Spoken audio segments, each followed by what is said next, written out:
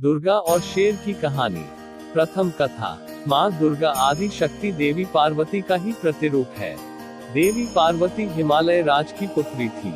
बचपन में ही उन्होंने भगवान शिव को अपना पति चुन लिया था, अतः वह सदा उनकी भक्ति और आराधना में लीन रहती थी। विवाह योग्य होने पर भोले शंकर को पति के रूप में पाने की कामना में वह एक ऊंचे पर्वत पर जाकर तप करने लगी। वहां उन्होंने कई वर्षों तप किया।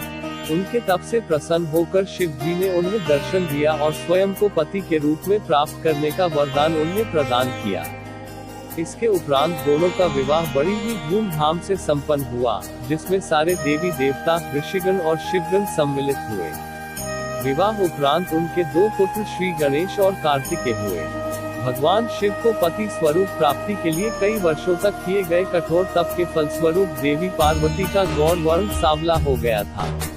एक दिन कैलाश पर्वत पर बैठकर हास परिहास करते समय भगवान शिव ने माता पार्वती को काली कह दिया। स्वयं के लिए काली संबोधन सुन देवी पार्वती रुष्ट हो गई और गौर वर्ण की प्राप्ति के लिए कैलाश छोड़कर तपस्या करने वन में चली गई। वन में एक वृक्ष ने नीचे बैठकर वे कठोर तप करने लगी। इस बीच एक दिन एक भूखा शेर भटकते हुए वहां आ पहुंचा। देवी पार्वती को देख उनका भक्षण कर अपनी क्षुधा शांत करने की मंशा से वह उनके समीप पहुंचा, किंतु देवी पार्वती के तप का तेज इतना था कि वह शेर उनका भक्षण न कर सका और वहीं बैठकर उनकी तपस्या समाप्ति की प्रतीक्षा करने लगा। माता पार्वती को तप करते हुए कई वर्ष बीत गए। इतने वर्षों तक वह शेर वहीं उनके समीप बैठा रहा। एक क्षण को भी वह अपने स्थान से नहीं हिला।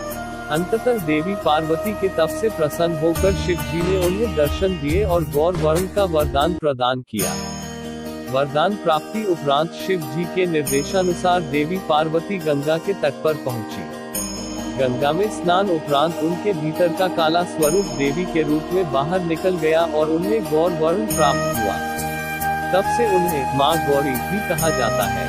उनके काले स्वरूप को देवी कौशिकी कहा जाता है। जब माता पार्वती स्नान कर बाहर आई तो अपने तप स्थल पर एक शेर को बैठा हुआ पाया। बाद में उन्हें ज्ञात हुआ कि उनका भक्षण करने आए शेर ने उन्हें अपना ग्रास नहीं बनाया और इतने वर्षों तक उनके समीप बैठा रहा। इस तरह वह भी उनके तप में सम्मिलित रहा।